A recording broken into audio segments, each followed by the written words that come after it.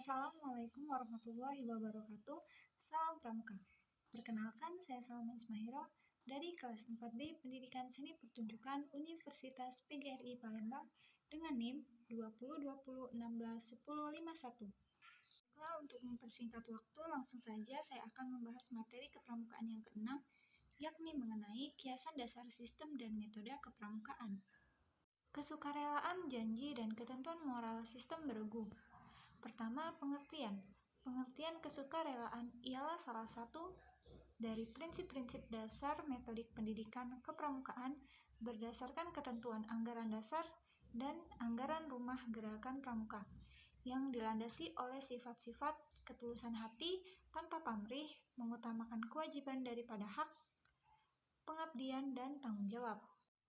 Tujuan dari kesukarelaan yakni agar pendidikan kepramukaan itu masuk pada setiap akseptor didik sehingga menjadi pengabdi masyarakat yang nirmo hati, tanpa pamrih, bertanggung jawab, dan mengutamakan kewajiban daripada hak. Kedua yakni janji dan ketentuan moral. Pengertian janji dan ketentuan moral yakni kode kehormatan pramuka yang terdiri atas janji yang disebut satya pramuka dan ketentuan moral yang disebut dharma pramuka. Satya pramuka diucapkan secara sukarela oleh calon anggota atau pengurus gerakan pramuka dikala peresmian menjadi anggota atau pengurus. Kode kehormatan pramuka diadaptasi dengan golongan usia dan perkembangan rohani serta jasmani anggota gerakan pramuka. Kode kehormatan merupakan satu unsur dari metode kepramukaan dan alat pelaksanaan prinsip dasar kepramukaan.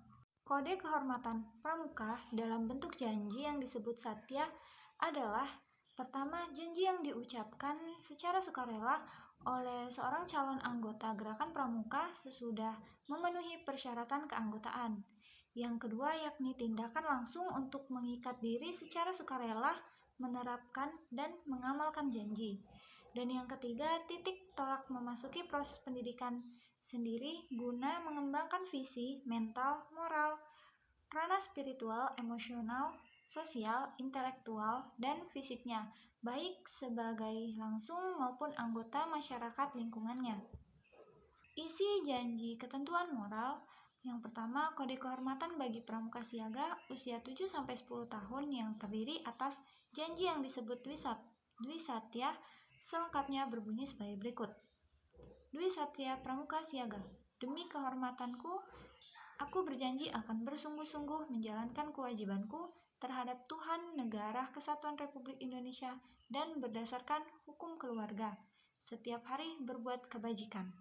Dan materi yang selanjutnya tentang sistem beregu dan tanda kecakapan. Pertama, sistem beregu dan pengertiannya. Sistem beregu ialah salah satu prinsip dasar metodik pendidikan kepramukaan. Banyak hal yang sanggup dikerjakan dengan gampang dengan adanya sistem beregu ini. Karena itu, perlu kita telaah dan dilaksanakan dalam satuan pramuka. Pengertian regu dalam sistem beregu ialah kelompok kecil yang terdiri atas 5 hingga 10 orang anggota. Manfaat dari sistem beregu yakni memberi kesempatan ekseptor didik mengembangkan jiwa kepemimpinannya, kemudian mempermudah dan memperlancar proses pendidikan bagi akseptor didik. Dan yang ketiga, mempermudah menggerakkan akseptor didik, kemudian mempermudah pengawasan dan pengamatan, mempermudah perkembangan langsung akseptor didik, dan yang terakhir memberi kesempatan akseptor didik untuk berlatih hidup bermasyarakat, bergotong royong, kerjasama, tenggang rasa, dan lain-lain. Kemudian sistem tanda kecakapan. Tanda kecakapan umum dalam gerakan pramuka ialah gejala yang dikenakan pada pakaian pramuka sebagai tanda kecakapan, keterampilan, ketangkasan, kemampuan, perilaku, dan perjuangan pramuka dalam bidang tertentu yang sesuai dengan golongan usianya. Tanda kecakapan terdiri dari 3 macam, yakni yang pertama tanda kecakapan umum, yang kedua tanda kecakapan khusus, dan yang ketiga tanda kecakapan Garuda. Kemudian materi yang terakhir yakni permainan pendidikan. Permainan pendidikan yakni terdiri dari pesan rahasia yaitu semua akseptor berbaris dan pembina memberikan pesannya. Setelah pembina selesai memberikan pesannya, kemudian akseptor harus menyebutkan kembali apa yang disampaikan oleh pembina tadi. Pesan yang terkandung di dalamnya bisa nama-nama benda, binatang, atau orang lain, dan lain sebagainya. Yang kedua yakni isi ruangan, di mana setiap pramuka diperintahkan masuk ke dalam satu ruangan secara bergantian dan memberi waktu selama setengah menit atau 30 detik untuk tiap. Kemudian maksud itu, setiap akseptor harus menuliskan sebanyak-banyaknya barang yang dilihat.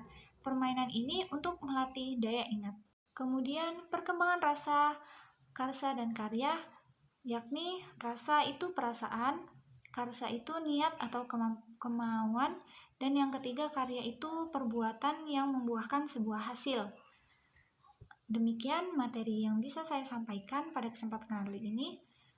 Kurang lebih saya mohon maaf apabila ada kesalahan. Saya akhiri, wassalamualaikum warahmatullahi wabarakatuh.